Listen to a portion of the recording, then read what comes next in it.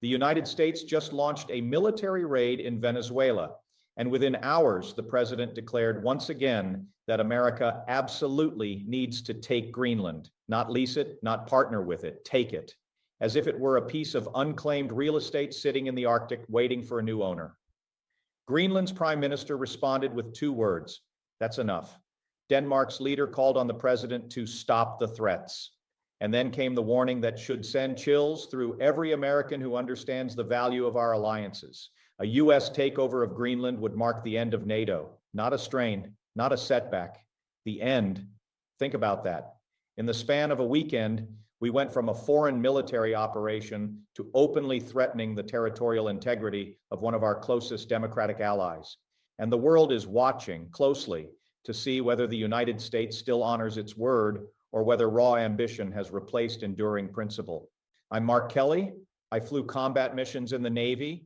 I commanded 2 space shuttle missions for NASA, and now as a United States Senator representing Arizona, I serve on the Senate Armed Services Committee.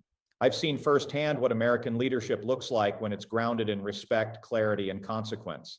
If you believe this moment demands sober analysis, not sensationalism, I hope you'll subscribe. Because what's unfolding now isn't just a headline, it's a test of who we are as a nation. Here's what happened.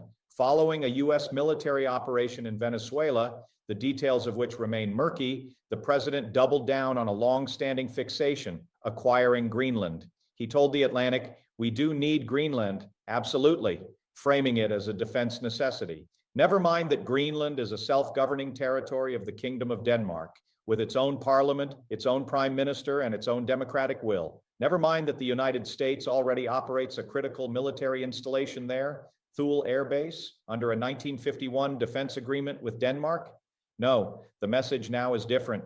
It's not about partnership, it's about possession. In response, Greenland's Prime Minister Kim Kielsen said clearly, "It is absolutely absurd to say that the United States should take control of Greenland." Denmark's Prime Minister, Mette Frederiksen, added, "I would therefore strongly urge the US to stop the threats against a historically close ally and against another country and another people who have made clear they do not want this." This isn't diplomacy. This is ultimatum dressed as strategy. But this isn't an isolated outburst. It's part of a pattern, one that confuses dominance with leadership. For years, we've heard promises to restore American greatness. Yet greatness isn't seized, it's earned through consistency, reliability, and the quiet strength of keeping your word. Instead, we're seeing something else, a transactional view of the world where alliances are leverage, sovereignty is negotiable, and history is an inconvenience. You can't claim to champion democracy while openly musing about annexing the territory of a fellow democracy. You can't claim to strengthen NATO while threatening one of its founding members with territorial seizure. And you certainly can't claim moral clarity while treating 56,000 Greenlandic people, indigenous Inuit who have governed themselves for decades, as if they're bargaining chips in a real estate deal. Wait until you see this. Denmark's Prime Minister has now warned that a US move on Greenland would effectively end NATO as we know it. That's not hyperbole. It's a logical conclusion. Because if the world's most powerful military can unilaterally decide to take land from an ally, then every security guarantee, every treaty, every handshake between leaders becomes worthless. 2 forces are driving this moment. The first is the false equation of security with control. Yes, Greenland sits strategically in the Arctic, a region growing in geopolitical importance due to melting ice, new shipping lanes, and untapped resources. But the United States doesn't need to own Greenland to secure its interests. We already have basing rights. We already cooperate on intelligence, climate research, and defense. What we're being told now, that we need to take it, assumes that cooperation is weakness, that trust is naive, and that the only way to be safe is to dominate. That's not strategy. That's insecurity masquerading as strength. The second force is institutional failure. For decades, American foreign policy was built on a foundation of rules, norms, and alliances carefully forged after World War II. Those institutions weren't perfect, but they created stability. They deterred aggression. They gave small nations a voice. Now that foundation is being treated as optional, something to bypass when inconvenient. And when you treat institutions as obstacles rather than assets, you don't just weaken them, you invite chaos. because if the US can discard them, so can everyone else. Why is this shift happening now? Because rhetoric has replaced results. We're told that past administrations were weak, that deals were bad, allies were freeloaders, and America was losing. But look at what actually worked. The NATO alliance deterred Soviet expansion for 40 years. The transatlantic partnership rebuilt Europe and contained communism. The rules-based order prevented great power war. Those weren't failures, they were hard-won victories. And yet the current approach acts as if none of that matters, as if tearing it all down is a sign of toughness. Accountability has vanished. When a military raid in Venezuela sparks international alarm, there's no explanation.